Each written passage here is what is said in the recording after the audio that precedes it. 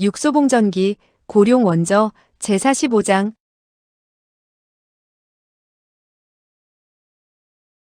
45. 육소봉의 연인. 진정정은 죽지 않았다. 그리고 줄곧 맑은 정신을 유지하고 있었다. 이런 상황에서 맑은 정신을 유지한다는 것은 견딜 수 없는 고통이었다. 보이지 않는 신의 섭리가 일부러 그녀를 괴롭히고 있는 것 같았다.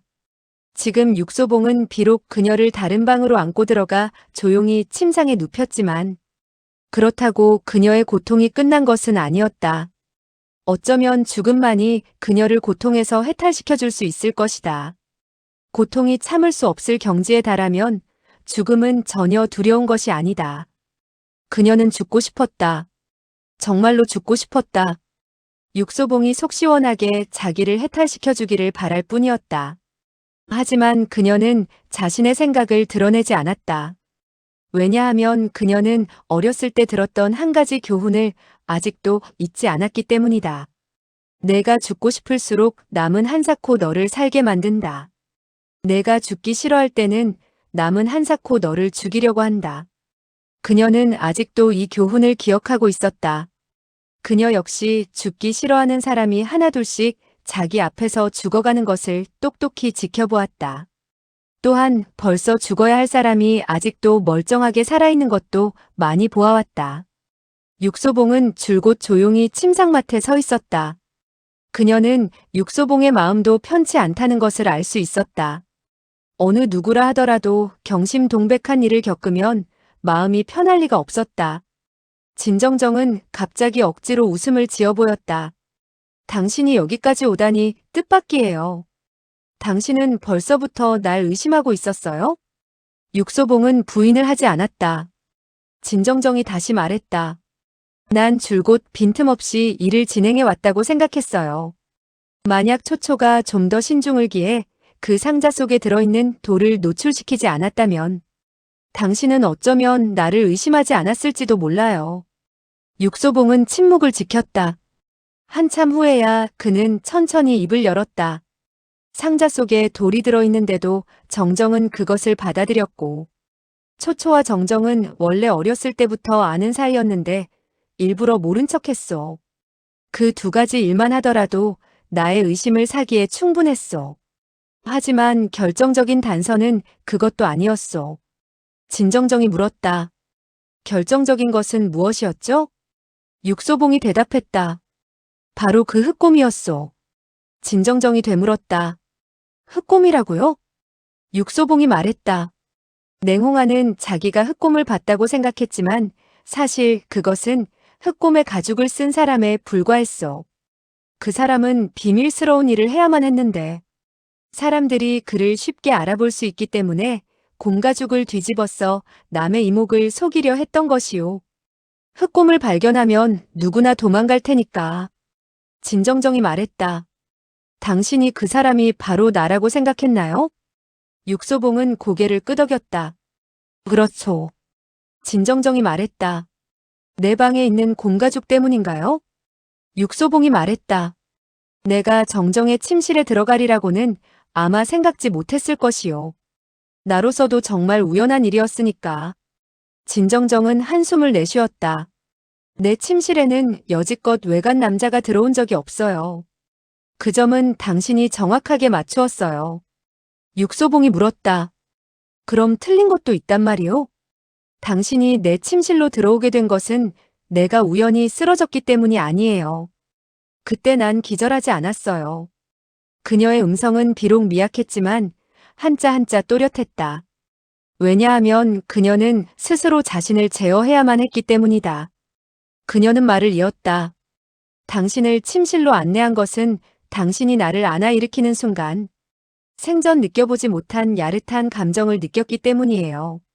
난 이신동이 갑자기 뛰어들어오리라고는 미처 생각지도 못했어요. 육소봉도 내키지 않는 미소를 지어 보였다. 나라도 아마 갑자기 뛰어들어왔을 것이요.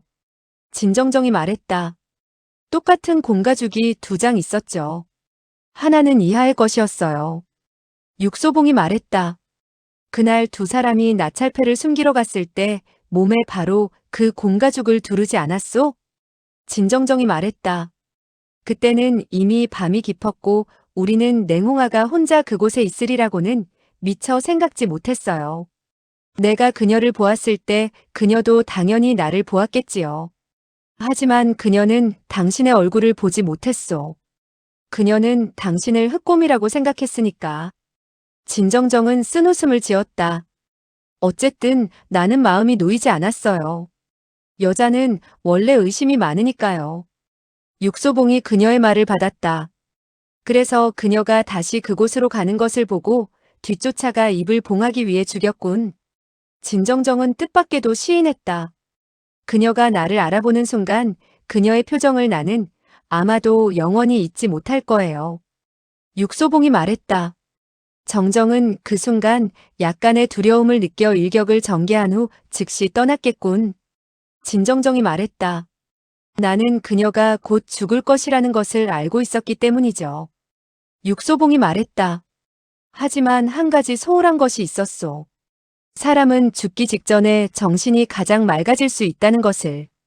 진정정은 입을 열지 않았다.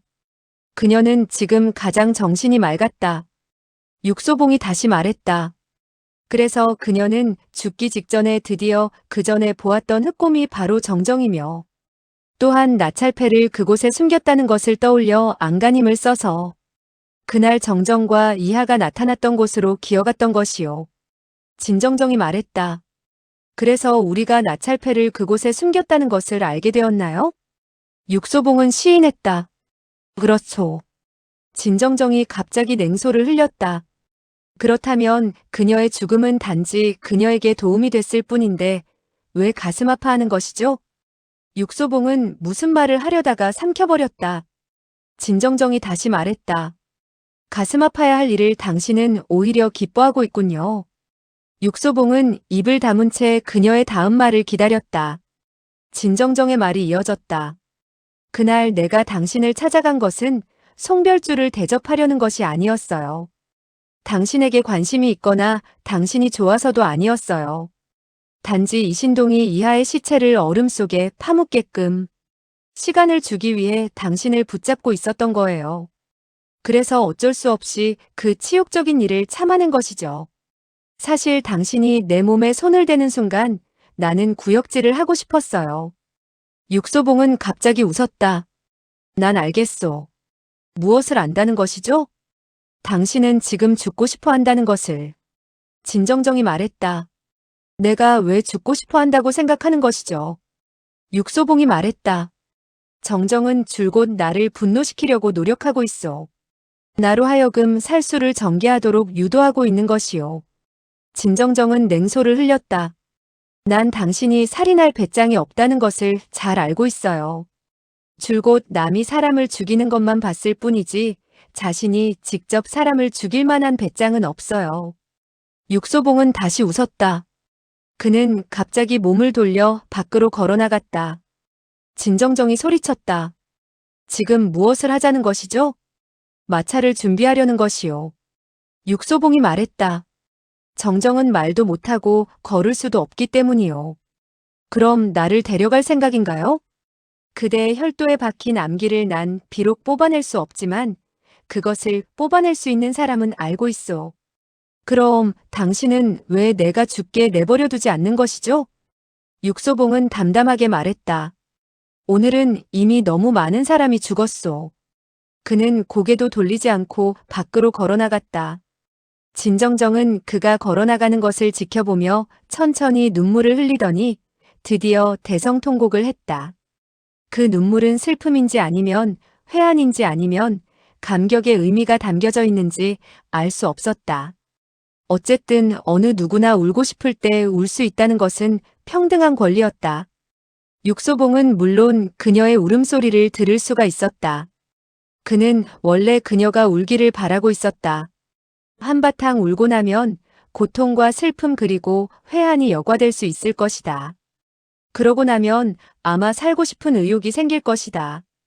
햇빛은 이미 사라졌고 바람은 차가웠다. 멍청하게 생긴 어린애는 아직도 코를 흘리며 그곳에 서서 해벌쭉 웃고 있었다. 조금 전에 일어났던 그 처참한 일들은 그와 전혀 관계가 무관한 것 같았다. 다른 사람들은 그가 멍청하다고 비웃을 수 있을지 모르지만 어쩌면 그 자신은 대다수의 사람들보다 더 즐겁게 살고 있을지도 모른다. 육소봉은 속으로 한숨을 내쉬며 미소를 지은 채 이 어린애의 머리를 쓰다듬어 주었다. 얘야, 방에 들어가서 나 대신 그 아줌마를 보살펴 줄래? 그 아줌마는 돈이 많단다. 너에게 사탕을 사줄 거야. 멍청하게 생긴 어린애는 뜻밖에도 그의 말을 알아듣는 듯 했다. 그는 참새처럼 안으로 뛰어들어가며 말했다. 난 사탕이 좋아요. 사탕이 먹고 싶어요.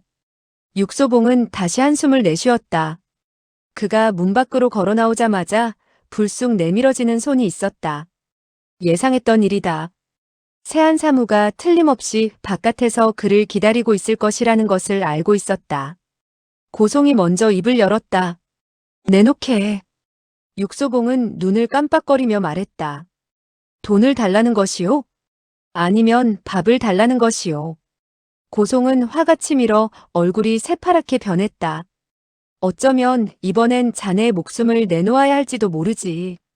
육소봉은 미소를 지었다. 돈을 달라든 밥을 달라든 나로서는 줄 수 없지만 목숨만은 하나 갖고 있으니 줄 수 있어. 고송이 성난 음성으로 말했다. 다리를 부러뜨려야만 그 나찰패를 내줄 생각인가? 정말로 내 다리를 부러뜨린다 하더라도 나는 나찰패를 내줄 수 없을 것이요.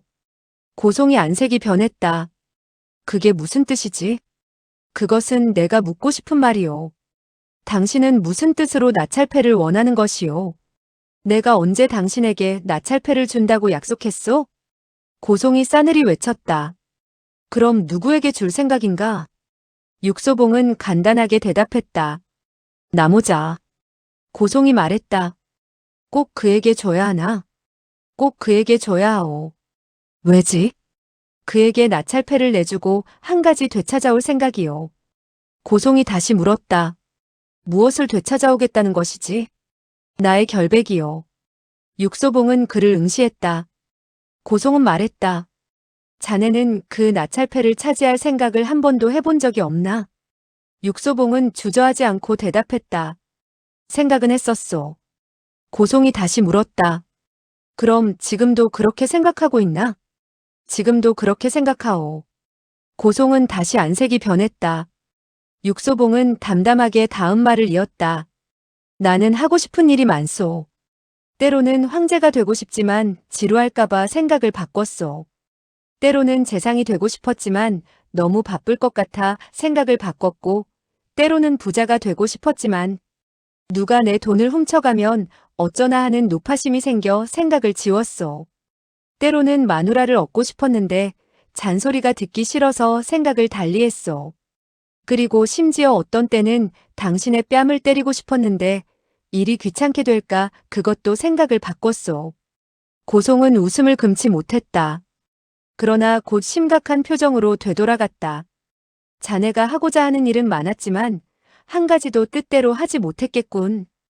육소봉은 착잡한 웃음을 지었다. 세상 사람들은 많은 것을 하고 싶어 하지요. 행동으로 옮기는 일은 별로 많지 않으면서. 고송의 눈빛은 갑자기 먼 곳으로 옮겨졌다. 그는 자신에게 묻고 있는 것 같았다. 나는 무슨 일을 하고 싶었으며 지금까지 무슨 일을 했는가? 사람이 세상을 살아가는 데는 각양각색의 규제를 받기 마련이다. 만약 모두들 자기가 하고 싶은 일을 한다면 이 세상은 과연 어떻게 변할 것인가? 한참 후에야 고송은 가볍게 한숨을 내쉬며 손을 내둘렀다. 자는 가게. 육소봉은 한시름 놓았다. 보내주지 않을 것이라고 생각했는데 뜻밖에도 날 믿어주는군요. 고송은 냉랭하게 말했다. 이번이 아마 마지막일 거야. 육소봉이 미소를 지으며 말했다. 만약 술을 마시고 싶으면 언제든지 날 찾아와도 좋소. 난 틀림없이 당신 주위에 있을 것이요. 육소봉은 말을 끝내고 한매와 고송 사이로 들어갔다. 그러자 한매가 갑자기 소리쳤다. 잠깐만. 육소봉은 걸음을 멈추었다. 또 무슨 분부가 있어? 한매가 말했다. 한번 봐야겠소. 육소봉이 웃으면서 말했다. 마음껏 보시오. 나는 잘 모르겠지만 남들이 말하기를 내가 잘생겼다 하오.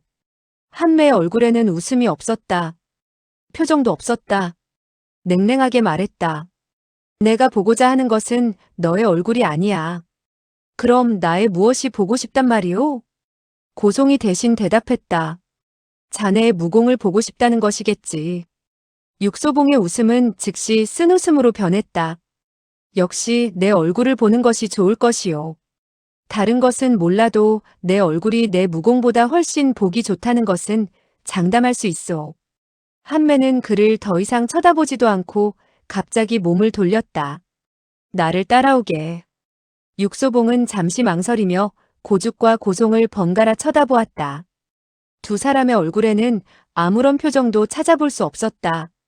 그는 한숨을 내쉬며 어쩔 수 없이 한매를 따라가며 입으로 중얼거렸다. 도대체 날 어디로 데려가려는 것이오? 술 마시고 도박하는 일은 좋지만 정말 나하고 싸울 생각이라면 난 도망갈지도 모르오. 한매는 들은 척도 하지 않고 길을 이리저리 돌아 어느 큰 주루 앞에 멈춰 섰다. 문 앞에는 10여 대의 표차가 멈춰져 있었다. 그리고 자색으로 만든 표기가 문 밖에 꽂혀 바람에 펄럭이고 있었다. 그 깃발에는 금룡 한 마리가 수놓아져 있고 또한 주먹만한 조자가 수놓아져 있었다. 육소봉은 이 표기를 알아보았다. 금룡 표국은 비록 멀리 관외에 있고 주요 고객이 대부분 장백산에서 인삼을 캐는 삼객이지만 관내에서도 그 명성이 널리 알려져 있었다. 왜냐하면 이 금룡 표국의 총표도 흑현단 조군무는 왕년의 중원에서 제법 명성 꽤나 날린 표사였다. 얼마 전에 그는 금룡 표국으로부터 좋은 제의를 받아 관외로 간 것이다. 지금 그는 이 주루에서 술을 마시고 있을 것이다. 그와 같이 명성과 직위가 있는 사람이라면 매우 당당할 것이다. 한매는 주루로 들어가 곧장 그의 앞으로 걸어가 냉랭한 눈빛으로 그를 쳐다보며 물었다. 자네가 바로 흑현단 조군무인가? 조군무는 멍해졌다. 그는 이 괴상하게 생긴 늙은이를 위아래로 훑어보았다. 그는 강호에서 오랫동안 생활해 오면서 웬만한 사람은 다 알고 있다고 생각했지만 이 늙은이가 누구인지는 도저히 알 수 없었다. 그는 어쩔 수 없이 고개를 끄덕였다. 그렇소. 한매가 다시 말했다. 그럼 자넨 내가 누군지 알고 있는가? 조군무는 고개를 내둘렀다. 모르겠소. 내가 바로 세안사무 중에 한매 선생이네. 또한 서방마교의 호법 장로이기도 하지. 그는 한자 한자 천천히 내뱉었다. 세안사무라는 3글자를 듣는 순간 조군무의 안색은 이미 변했다. 그리고 서방마교라는 글자를 듣고부터는 이마에 식은땀이 흘렀다. 한매가 다시 말했다. 이젠 내가 누군지 알겠나? 조군무는 즉시 자리에서 일어나 공손하게 몸을 숙였다. 후배가 눈이 어두워 노 선배님께서 이곳에 오신 것을. 그는 가장 공손한 단어를 쓰려고 애쓰는 것 같았다. 그러나 한매는 이미 몸을 돌려 육소봉 앞으로 걸어가 다시 입을 열었다. 자넨 그가 누군지 알고 있나? 육소봉이 말했다. 소문은 들었소. 한매가 말했다. 그는 무공도 쟁쟁하고 명성도 쟁쟁한 편이지. 하지만 나를 보자 공손한 태도를 취하는 것을 자네도 보았지? 자넨 왜 나에게 공손하지 않는 거지? 육소봉은 웃으면서 말했다. 그는 어려서부터 좋은 가정교육을 받았겠지요. 좋은 가정교육을 받은 사람은 언제나 예의가 깍듯하죠. 한매가 물었다. 그럼 자네는? 육소봉은 간단하게 대답했다. 나는 고아요. 그래서 자네는 가정교육을 받지 못했겠군. 육소봉의 대답은 간단했다. 받지 않았소. 한매가 다시 말했다. 그렇다면 자네는 혼 좀 나야 하네. 그는 다시 몸을 돌려 육소봉을 가리키며 조군무에게 물었다. 자네는 이 사람이 누군지 알고 있나? 조군무는 고개를 내둘렀다. 한매가 다시 말했다. 사실 알 필요도 없네. 자넨 단지 내 대신 이 사람을 혼내주기만 하면 되네. 조근무는 난색을 지으며 쓴웃음을 지었다. 하지만 금시초면인데 어떡해. 한매가 그의 말을 잘라버렸다. 나는 강요할 생각은 없네. 자네는 선택할 권리가 있네. 이 사람을 혼내주든지 아니면 자네가 나에게 혼이 나든지. 그는 말을 하면서 탁자 위에 올려져 있는 술주전자를 집어 마치 종이처럼 구겼다. 그러자 술주전자는 둥그런 금속 뭉치로 변했다. 조근무는 안색이 변했다. 그는 갑자기 앞으로 뛰쳐나가 다짜고짜 육소봉의 뒷덜미를 후려쳤다. 신속하고 사나운 출수였다. 전혀 사정을 봐주지 않았다. 뜻밖에도 육소봉은 꼼짝도 하지 않고 그곳에 선 채로 그의 일장을 얻어맞았다. 뒷덜미에는 큰 혈관이 있다. 그것은 인체의 급소 중의 하나이다. 조근무는 비록 내공은 익히지 않았지만 손힘이 대단했다. 웬만한 사람이라면 즉시 까무라쳤을 것이다. 한데 육소봉은 그곳에 멀쩡히 서서 안색 하나 변하지 않는 것이 아닌가. 조근무의 얼굴에 다시 식은땀이 흘러내렸다. 그는 갑자기 팔꿈치로 육소봉의 복부를 강타했다. 육소봉은 이번에도 그의 일격을 맞아주었다. 여전히 아무런 반응도 보이지 않았다. 조근무는 땀을 비오듯이 흘렸다. 2번 출수했고 2번 다 분명히 빗나가지 않았다. 한데 어떻게 된 영문인지 마치 솜에 부딪힌 듯 상대방에게 아무런 영향도 줄 수 없었다. 그는 몰래 제3초식을 전개하기 위해 손을 꼭 쥐었다. 그러나 주먹을 뻗어낼 수가 없었다. 육소봉은 매를 맞기 위해 기다리고 있는 것 같았다. 한참을 기다리다가 그는 갑자기 웃으며 말했다. 당신은 지금 나에게 충분한 교훈을 줬다고 생각하시오? 조근무는 억지로 웃으려 했다. 그러나 설령 지금 당장 하늘에서 커다란 금덩어리가 떨어진다 해도 도저히 웃음이 나오지 않았다. 육소봉은 다시 고개를 돌려 한매를 쳐다보며 빙긋이 웃었다. 이젠 가도 되겠소? 한매의 안면은 보기 흉하게 일그러졌다. 그가 입을 열기도 전에 고죽이 먼저 다투어 말했다. 가시오. 육소봉은 미소를 띄운 채 말했다. 고맙소. 그는 옷을 툭툭 털더니 상 위에 놓여있는 술병을 들어 단숨에 들이키고 나서 성큼성큼 한매 앞으로 다가왔다. 그러나 그가 아래층으로 내려가기도 전에 점소이가 급히 뛰어 올라왔다. 점소이는 손에 편지 봉투를 들고 소리쳤다. 어느 분이 육소봉 육대엽이십니까? 육소봉은 손가락으로 자기의 코를 가리키며 웃음을 띤 채 말했다. 내가 육소봉일세. 그러나 대엽은 아닐세. 대엽은 남을 때릴 줄만 알지 남에게 맞지는 않으니까. 그의 얼굴은 여전히 미소가 띄워져 있었다. 전혀 화난 표정이 아니었다. 그는 이 세상에 자신의 힘만 믿고 연약한 사람을 괴롭히는 악인이 많다는 것을 알고 있었다. 다시 말해 조근무보다 더 악랄한 사람이 적지 않았다. 그것은 사람이 원래 타고난 약점 중에 하나이기도 했다. 그는 인류를 뜨겁게 사랑하며 생명을 소중히 여기는 사람이었다. 또한 이러한 일에 대해서 통상 쉽게 용서해주는 편이었다. 그는 편지를 읽고 나서 정말 화가 났다. 화가 났을 뿐 아니라 다급해졌다. 편지의 내용은 이러했다. 소봉대엽에게 전에 내게 베풀어준 은혜에 보답하기 위해 진낭자에게 약간의 갚음을 하는 바이오. 또한 육형이 먼 길을 가는데 불편할까봐 아도물도 조금 갖고 가겠소. 편지를 보낸 사람은 뜻밖에도 비쳐놓고였다. 육소봉이 편지를 읽고 있을 때 세한사무는 그를 바라보고 있었다. 그들도 역시 놀라는 표정이었다. 육소봉의 표정이 저렇게 험악하게 일그러지리라고는 도저히 생각지 못했던 것이다. 육소봉이 황급히 자리를 박차고 일어나자 그들 또한 저절로 육소봉의 뒤를 따르고 있었다. 다만 조근무만이 멍한 표정으로 그 자리에 서 있었다. 조근무는 지금 당장 머리를 쳐박고 죽고 싶은 심정이었다. 어리석게도 그는 천하의 명성이 쟁쟁한 육소봉을 혼내주려고 했던 것이다. 육소봉은 비록 그를 용서했지만 그는 자신을 영원히 용서할 수 없었다. 육소봉은 자신이 얼마든지 제압할 수 있었지만 용서함으로써 커다란 교훈을 안겨준 셈이다. 육소봉은 커다란 잘못을 저질렀다. 그는 원래 진정정을 떠나지 말았어야 했다. 더욱이 그 집을 지키고 있어야 했다. 그가 다다랐을 때 그곳은 이미 불바다가 되어 있었다. 다행히 흰 눈이 쌓인 엄동설아니라 불길이 쉽게 번지지는 않았지만 그래도 많은 집이 불타고 있어 마치 활화산처럼 이글거렸다. 진정정의 아름다운 집도 불더미가 됐을 거라는 불길한 생각으로 한달음에 달려왔다. 역시 예측한 대로였다. 육소봉의 도착은 이미 늦었다.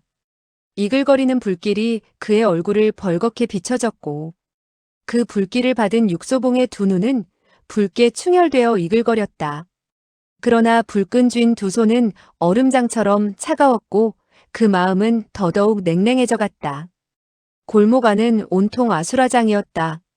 남정네들은 물통을 들고 불을 끄느라 아우성이었고 여자들은 아이들 손을 잡고 비명을 지르고 있었다.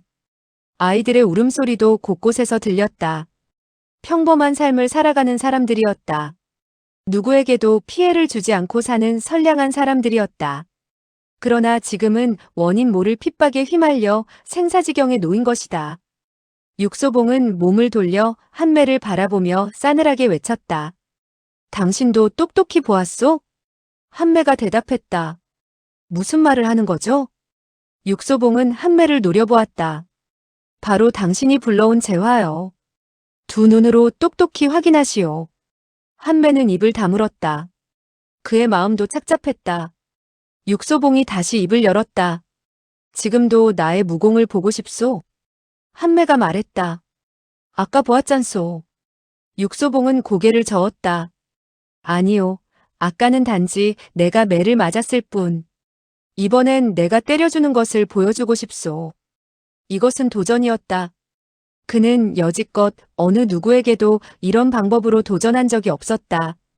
그의 태도는 비록 돌처럼 냉랭했지만 더욱 무서운 것은 보이지 않는 그의 분노였다. 극도의 분노는 오히려 사람을 냉정해 보이게 하는 법이었다. 한매의 심각했던 얼굴이 창백해졌다. 입술마저 파르르 떨렸다. 여지껏 자기의 면전에서 이런 모욕을 해온 사람은 없었다. 한매는 문득 불안해졌다. 여지껏 그는 누구를 두려워해 본 적이 없었다. 그러나 지금 이 순간 그동안 느껴보지 못했던 긴박감을 느꼈다. 심지어 호흡마저도 정지되는 느낌이었다. 그는 살아오면서 줄곧 어떤 상황에서도 우위를 차지해왔었다. 그는 자신의 명성과 직위로서 언제라도 상대방을 제압하는데 익숙해져 있었다. 그러나 이번에는 그로서는 상상도 할 수 없는 위압감을 처음으로 느끼고 있었다. 그는 미동도 할 수 없었다. 육소봉의 차디찬 음성이 들렸다. 내 무공을 보고 싶지 않소? 한매가 대답하기도 전에 고죽이 먼저 나섰다. 그는 원치 않을 거요. 말이 떨어지자 이번에는 고송이 앞서 나오며 말했다. 그가 보고 싶어 하는 것은 오직 나찰패요. 나도 마찬가지요. 그는 육소봉 앞을 가로막아 고죽으로 하여금 한매를 끌어가게 했다. 그리고 나서 천천히 입을 열었다. 그러니 절대 우리를 실망시키지 마시오. 그는 몸을 돌리지 않고 단지 육소봉을 마주보면서 뒷걸음질 치더니 갑자기 소매를 떨쳐 허공으로 몸을 솟구치며 모습을 감추었다. 육소봉은 움직이지 않았다. 그를 가로막지도 않았다. 한참 후 그는 길게 숨을 내쉬었다. 그는 자신이 이들 세 사람에게 너무 많은 것을 양보했다고 생각했다. 이제는 그들이 모든 것을 양보할 차례라는 생각이 들었다. 이것이 그의 첫 번째 반격이었다. 비록 검을 사용하지도 않았지만 이미 승리를 거둔 것이었다. 상대방은 비록 그의 위세에 눌려 물러섰지만 언제 다시 반격해 올지는 모를 일이다. 육소봉은 더 이상 생각하지 않았다. 불길은 여전히 꺼지지 않았다. 그는 우두커니 서서 불구경만 할 수는 없는 노릇이었다. 당장 불을 끄는 것이 급했다. 그는 황급히 물통을 들고 가는 남자들 옆으로 뛰어가 잽싸게 물통을 받아 담벽으로 뛰어올랐다. 불길은 검은 연기를 뿜으며 타오르고 있었다. 그는 쉴 새 없이 물을 끼얹었다. 그의 동작은 다른 사람보다 몇 배나 빨랐다. 혼자서 15사람 몫은 충분히 해낼 수 있었다. 그런데 육소봉 옆에 또 한 사람이 움직이는 손이 보이지 않을 정도로 빠른 사람이 있었다. 그는 정신없이 불을 끄고 있었다. 그는 여러 사람이 담장을 밟고 넘고 하느라 무너지기도 하는데 다치는 위험도 아랑곳 없이 이리저리 피하면서 열심히 불을 껐다. 여러 사람이 힘을 합하고 또 눈녹은 물이 무너지는 불더미를 적시기도 하여 불길은 점점 잡혀갔다. 육소봉은 비로소 안도의 숨을 쉬며 옷소매로 흘러내리는 땀을 닦았다. 그때 옆에서 한 사람도 숨을 몰아쉬며 입가에 미소를 띄운 채 말했다. 나는 73통의 물을 끼얹었는데 역시 당신보다 6통은 적은 것 같소. 육소봉은 그제서야 고개를 돌려 옆에서 그와 함께 불길을 잡았던 사람이 바로 흑현단의 조금무라는 것을 알았다. 조금무는 밝게 웃으며 말했다. 조금 전까지 나는 벽에 머리를 쳐박고 죽고 싶은 심정이었는데 지금은 조금이라도 더 살고 싶은 생각이오. 오랫동안 살았으면 좋겠소. 육소봉은 미소를 지었다. 그는 왜냐고 묻지 않았다. 그 이유를 알고 있기 때문이다. 사람은 자기 자신이 쓸모있는 인간이라고 느껴질 때 삶의 애착을 느낄 것이다. 생명의 가치를 인식하기 때문이다. 만약 전심전력으로 남을 도와준 경험이 있는 사람은 이러한 이치를 충분히 이해할 것이다. 남을 도와줌으로써 자신의 가치를 재인식하는 것이리라. 육소봉은 미소를 지은 채 조금무의 어깨를 토닥거렸다. 아까 열심히 불을 끄는 것을 보았소. 나를 때릴 때도 그렇게 열심히 했다면 나는 견디지 못했을 것이요. 조금무는 얼굴을 붉히며 말했다. 사람을 때릴 때 이런 식으로 혼신의 힘을 기울이지는 않소. 사람을 때린다는 것은 별로 유쾌한 일이 아니니까요. 그리고 때로는 손도 아프니까요. 두 사람은 동시에 웃음을 터뜨렸다. 또한 주위에 있던 많은 사람들도 덩달아 웃음을 터뜨렸다. 사람들의 표정이 더없이 흐뭇했다. 이때 머리를 양갈래로 따내린 계집애가 앞으로 나왔다. 그녀는 한 손을 꼭 쥐고 그들 앞으로 다가와서는 방긋 웃으며 앞으로 내밀었다. 제가 가장 좋아하는 사탕인데 두 분께 드리겠어요. 두 분은 좋으신 분이니까요. 나도 어른이 되면 두 분처럼 남의 집에 불이 났을 때 열심히 꺼줄 거예요. 육소봉은 아이의 머리를 쓰다듬으며 무슨 말이라도 하고 싶었지만 목이 메어 아무 말도 할 수 없었다. 조금무는 아이를 쳐다보면서 하마터면 눈물을 흘릴 뻔했다. 아까 불길에 휩싸여 타 죽지 않은 것이 천만다행이라는 생각이 들었다. 바로 이때 작고 시커먼 머리통이 길 옆에 있는 비좁은 하수도에서 솟구쳐 나왔다. 그는 육소봉을 가리키며 소리쳤다. 그는 좋은 사람이 아니에요. 나를 속였어요. 사탕을 주지 마세요. 뜻밖에도 그는 더럽고 멍청해 보이는 꼬마 아이였다. 꼬마는 하수도 구멍에 있다가 살아났다. 그것은 그의 운이 좋아서가 아니라 미련하고 비천해서이리라. 이 더러운 꼬마 외에는 어른이든 아이든 누가 하수도에 처박혀 목숨을 부지할 수 있을까? 꼬마는 비록 미련하지만 눈은 있었다. 그는 조금 전 진정정의 방에 있었다. 이제 당시의 상황을 말할 수 있는 사람은 그 아이밖에 없었다. 육소봉의 눈동자가 빛났다. 즉시 그에게 다가갔다. 과연 이 꼬마는 흉수가 누구인지 말할 수 있을까? 육소봉은 확신할 수는 없지만 한 가닥 희망을 가졌다. 이때 갑자기 사람들 틈에서 누가 큰 소리로 외쳤다. 저자는 나쁜 사람이요. 불을 꺼준 자도 방화를 한 자도 바로 저 사람이요. 우리는 속으면 안 돼요. 그 즉시 몇몇 사람이 뛰쳐나와 육소봉에게 다가갔다. 상황은 즉시 혼란이 왔다. 비록 몇 사람은 믿지 않았지만 자신들의 살던 집이 잿더미로 변한 이 상황에서는 우여곡절을 따지기 앞서 우선 증오심이 일어났다. 그들은 원래 생각이 단순하고 순박한 사람들이었다. 방화한 사람이 육소봉이라고 하니 당장 찢어 죽일 기세였다. 육소봉은 그들을 탓하지 않았다. 또한 그들을 저지하며 출수하고 싶은 생각도 없었다. 다행히 조근무가 옆에서 막아주었다. 그는 비록 몇 대 맞았지만 옆으로 몸을 피했다. 그런데 더러운 꼬마의 모습이 보이지 않았다. 잿더미에서는 아직도 연기가 피어오르고 있었다.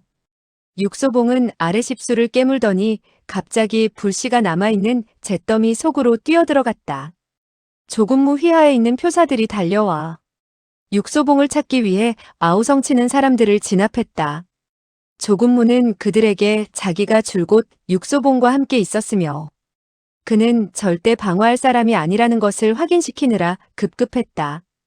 그리고 나서 누가 맨 먼저 육소봉이 방어한 사람이라고 외쳤는지 그자를 찾으려 했으나 아무도 나오지 않았다. 육소봉은 불씨가 남아있는 잿더미 속을 헤집고 다녔다.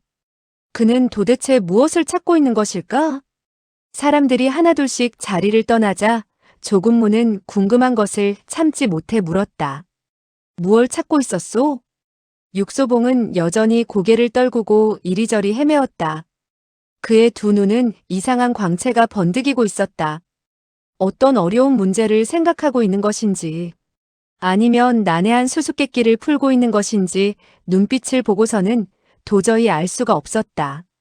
조근무도 더 이상 묻지 않았다. 그도 생각에 잠기다가 갑자기 입을 열었다.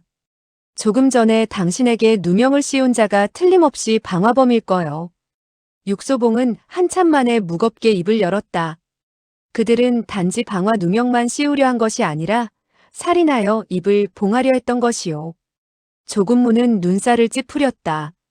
살인하여 입을 봉하다니 하수도 구멍에서 나온 그 꼬마가 말이오? 육소봉은 고개를 끄덕였다. 조근무는 도무지 믿기지 않는 표정이었다. 그런 멍청하게 생긴 꼬마가 무엇을 안다고 사람을 죽입니까? 육소봉은 한숨을 내쉬었다. 사실 그럴 필요가 없었는데. 조근무도 역시 한숨을 내쉬었다. 어쨌든 이젠 다 지난 일이니 우리 가서 술이나 마십시다. 육소봉이 말했다. 나와 같이 가려면 조금 기다려줘야 할 것이요. 조근무가 말했다. 왜요? 육소봉은 두 주먹을 쥐면서 힘주어 말했다. 비쳐놓고를 찾아내지 못하면 앞으로 절대 술을 마시지 않을 거요. 조근무는 고개를 끄덕였다. 내가 도와줄 수는 없겠소? 육소봉이 짤막하게 대답했다. 할 수 있어. 말해보시오. 힘이 된다면. 당신은 이 일대를 나보다 훨씬 더 잘 아니. 그는 갑자기 음성을 낮추었다. 남이 엿듣는 것을 미연에 막기 위해서였다. 왜냐하면 그는 비쳐놓고의 세력이 이미 도처에 깔려 있다는 것을 알았기 때문이다. 그가 목소리를 낮추며 말을 끊자 조근무도 낮은 목소리로 입을 열었다. 그 일이라면 나도 도울 수 있을 거요. 일단 소식이 있으면 당신에게 어떻게 연락하죠? 육소봉이 말했다. 혹시 응구도방에 가서 도박한 적이 있어? 조근무는 웃으며 고개를 끄덕였다. 같다 뿐이겠소. 또한 그 털보와 노름을 해서 몇백 냥을 딴 적도 있어. 육소봉이 말했다. 그럼 보름 후 그곳에서 만납시다. 먼저 온 사람이 기다리기로 합시다. 조근무는 그를 한참 쳐다보더니 빙긋이 웃었다. 고맙소. 육소봉은 의아해하며 물었다. 내가 당신에게 일을 부탁했는데 어째서 당신이 고맙다고 하는 것이오? 나는 당신에게 고맙다고 해야 할 충분한 이유가 있어. 왜죠? 조근무의 얼굴에 잔잔한 미소가 번지고 있었다. 당신이 나를 친구로 생각하고 있다는 것을 알았기 때문이요. 친구. 이 얼마나 다정하고 믿음직한 단어인가. 타인에게 존경을 받고자 한다면 우선 한 가지를 깨달아야 할 것이다. 즉, 진정으로 남을 굴복시킬 수 있는 힘은 절대 폭력이 아니라 인내와 사랑의 마음이라는 것을. 이것은 결코 쉬운 일이 아니다. 넓은 아량을 지녀야 할 뿐 아니라 큰 용기도 있어야 한다. 방 안은 깨끗하게 정돈되어 있었다. 눈처럼 흰 창호지는 새로 바른 것이 분명했다. 창 밖의 날씨는 쾌청했고 햇살은 찬란했다. 창틀에는 수선화 화분이 놓여 있는데 가녀린 줄기에 다소곳한 한 송이 꽃이 여인의 자태 마냥 신비스럽다. 정향이는 그 꽃을 바라보며 앉아 있었다. 놀랍게도 혼자 앉아 있을 수가 있었다. 창백했던 양볼이 발그스름한 홍조로 물들었다. 마치 시들었던 꽃이 다시 생명을 되찾은 듯 그 모습은 대견해 보였다. 육소봉의 심신도 유쾌했다. 나는 틀림없이 당신을 보러 올 것이라 약속했잖소. 믿고 있었어요. 정향이는 고개를 끄덕였고 얼굴엔 미소가 번졌다. 당신이 꼭 올 거라 믿었어요. 그녀는 침상에 비스듬히 기대어 있었고 이불은 방금 바느질해 놓은 듯 깨끗했다. 그녀는 헐렁한 옷을 입고 있었다. 옷자락도 길고 소매도 길어 절단된 다리와 팔을 숨겨주었다. 창호지를 통해 들어오는 햇살에 비친 그녀의 모습은 여전히 아름다웠다. 육소봉은 미소를 지으며 말했다. 한 가지 선물을 갖고 왔소. 정향이의 두 눈이 빛났다. 나찰패 말인가요? 육소봉은 고개를 끄덕였다. 내가 약속했던 일이요. 나는 당신을 속이지 않아요. 정향이는 눈을 곱게 흘겼다. 그럼 난 당신을 속였단 말인가요? 육소봉은 의자를 끌어당겨 앉았다. 당신은 진정정이 좋은 친구니 나더러 믿어도 된다고 말했지요? 정향이는 고개를 끄덕였다. 육소봉이 말했다. 그녀는 정말 당신의 좋은 친구예요? 정말 믿어도 된다고 생각하오? 정향이는 고개를 돌려 그의 눈빛을 피했다. 마치 자신의 감정을 제어하려는 듯 호흡이 갑자기 빨라졌다. 한참 후에야 그녀는 곤혹스럽게 입을 열었다. 그녀는 창녀였어요. 육소봉이 웃으며 말했다. 하지만 당신은 그 창녀를 믿으라고 했지 않았소? 정향이는 그를 마주보며 단호하게 말했다. 그래요, 그랬어요. 나는 여자예요. 여자들은 가끔 자신이 하기 싫은 일을 타인을 통해 할 때가 있어요. 그 이유는 합당하지 않았다. 그러나 육소봉은 이해할 것 같았다. 상대방은 여자였다. 여자들은 가끔 정도를 벗어나 감정에 치우친다는 것을 익히 알아왔던 일이다. 정향이는 눈을 반짝이며 물었다. 그녀는 죽었나요? 육소봉은 고개를 끄덕였다. 정향이는 한숨을 내쉬었다. 그녀의 표정은 오랫동안 참아왔던 가래침을 뱉어낸 그런 표정이었다. 육소봉은 그녀를 바라보며 물었다. 그녀가 이미 죽었다는 것을 어떻게 알았소? 정향이는 가볍게 기침을 하더니 고개를 흔들었다. 나는 몰랐어요. 단지 그런 생각이 들어 물어봤을 뿐이에요. 육소봉의 눈빛은 날카로워졌다. 어째서 그런 추측을 하게 되었지? 정향이는 입술을 실룩이며 대답했다. 당신의 이야기를 들으며 느꼈어요. 그녀가 당신에게 나쁜 일을 많이 한 것 같은. 남에게 나쁜 짓을 많이 한 사람은 오래 살지 못하기 마련이죠. 이 대답 또한 억지였다. 그러나 육소봉은 그대로 받아들였다. 어쨌든 난 드디어 나찰패를 손에 넣었소. 헛걸음한 것이 아니오. 나찰패란 말을 듣자 정향이의 눈에 광채가 번뜩였다. 육소봉이 소매 속에서 그 옥패를 꺼내는 것을 지켜보며 정향이의 두 눈에 눈물이 글썽거렸다. 육소봉은 그녀의 심정을 충분히 이해할 수 있었다. 바로 이 옥패 때문에 그녀는 가정을 희생시켜야 했으며 자신의 온몸도 망가져 불구가 됐던 것이다. 이 옥패가 설령 엄청난 보물이라 하더라도 과연 자신의 가정과 행복을 맞바꿀 수 있는 것일까? 과연 그럴 만한 가치가 있는 것일까? 그녀는 지금 후회하고 있는 게 아닐까? 육소봉은 자신도 모르게 한숨을 내쉬며 말했다.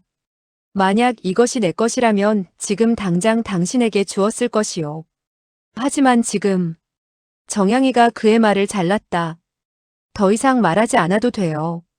당신의 뜻을 이해해요. 그리고 설령 내게 준다고 해도 이미 소용없게 됐어요.